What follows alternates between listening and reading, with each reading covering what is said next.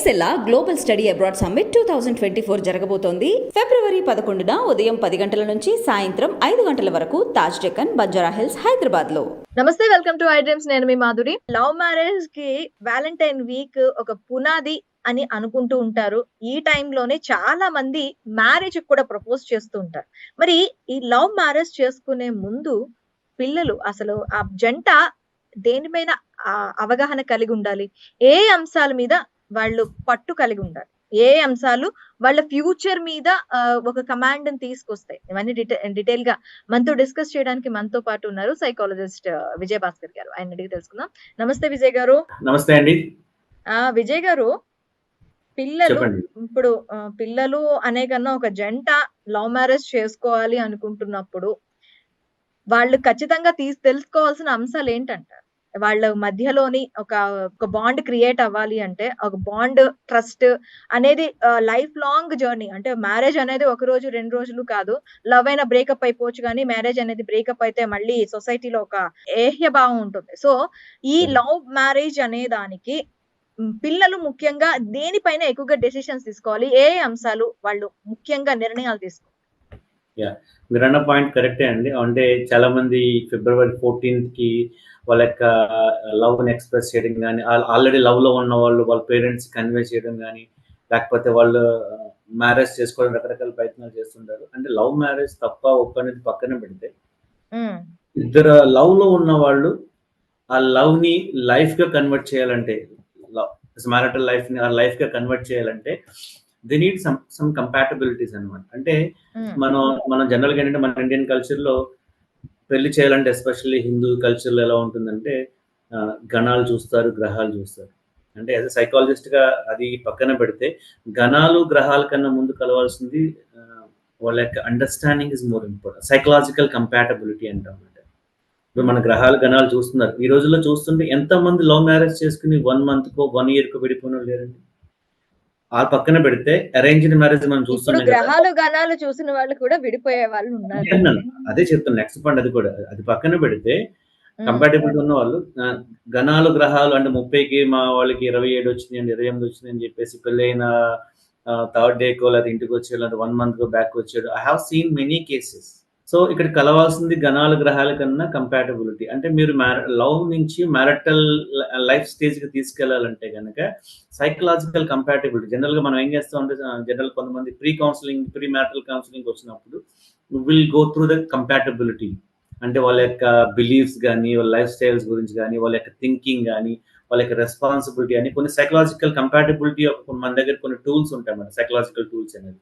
వాళ్ళ యొక్క కంపాటబిలిటీ ఎలా ఉంది అంటే, నేను అదే అసెస్మెంట్ అనేది వైఫ్కి అయితే వైఫ్కి, హస్బెండ్కి వస్తుంటారు కదా. అంటే పోస్ట్ కంపాటబిలిటీలో కూడా డిఫరెన్స్ వస్తుంది. పెళ్లి చేసుకుంటారు, మిస్ మ్యాచ్, చిన్న వాటికి గొడవ అవడం కానీ, లేకపోతే ఇంకొక విషయంలో కానీ.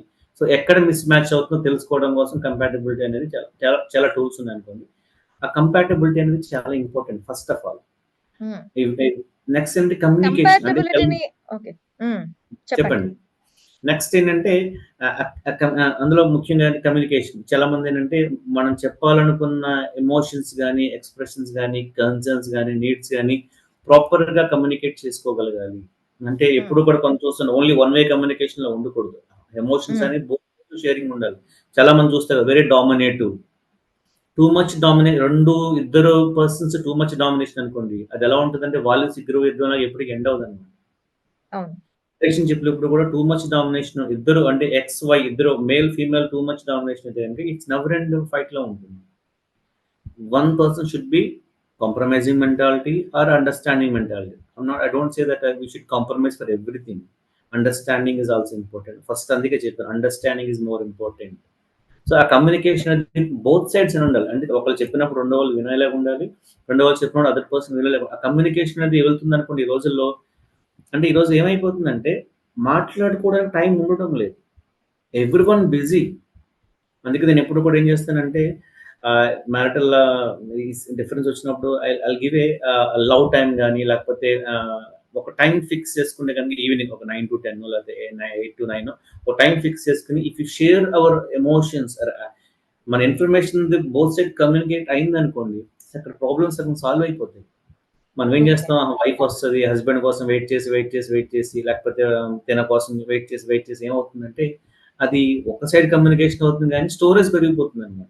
సో, కమ్యూనికేషన్ చాలా ఇంపార్టెంట్. అలాగే చూసుకుంటే గనుక ఫ్యా ఫ్యామిలీ డైనమిక్స్ అంటే మనం పెళ్లి చేసుకోవాలంటే ఇద్దరు పర్సన్స్ ఉంటే సరిపోతుంది. బట్ ఇండియన్ కల్చర్‌లో చూసుకో మ్యారిటల్ లైఫ్ నుంచి లవ్ నుంచి మ్యారేజ్‌కి వెళ్ళాలంటే 2 ఫ్యామిలీస్ కూడా కలవాలి. అవును.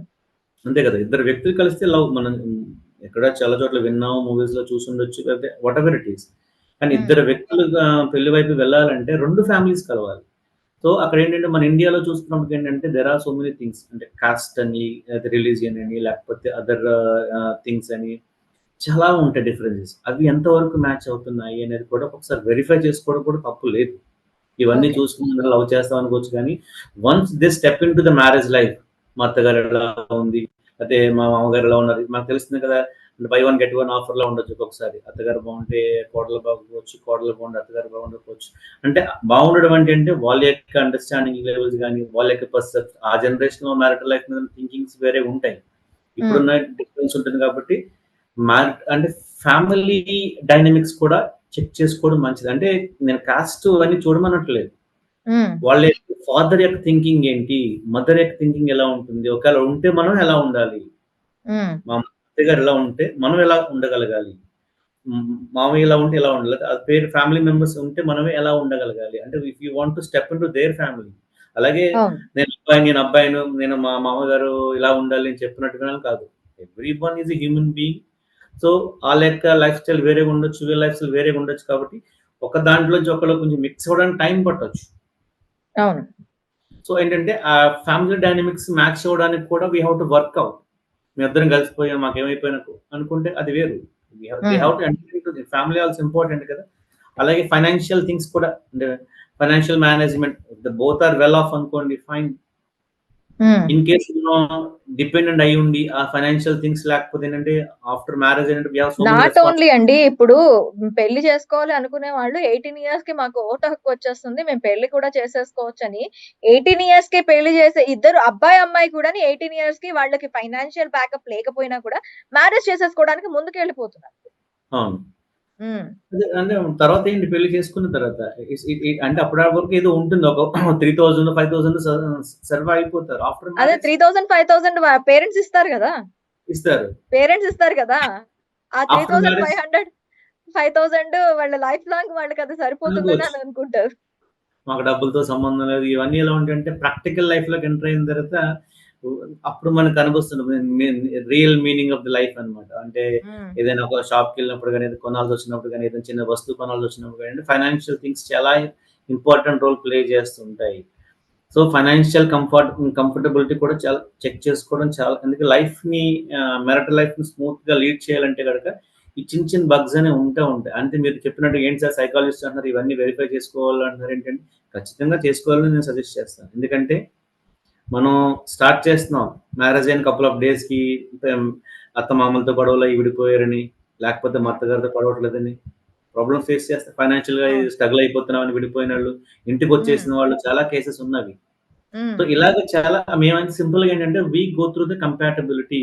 Even hmm. లవ్ మ్యారేజ్ అయినా సరే అంటే దే కెన్ అండర్‌స్టాండ్. ఒక ట్రావెల్ చేస్తున్నప్పుడు ఒక 1 ఇయర్ పాటో, 6 మంత్సో, 2 ఇయర్స్ ట్రావెల్ చేస్తే విత్ సమ్ సర్టెన్ బౌండరీస్. హ్మ్.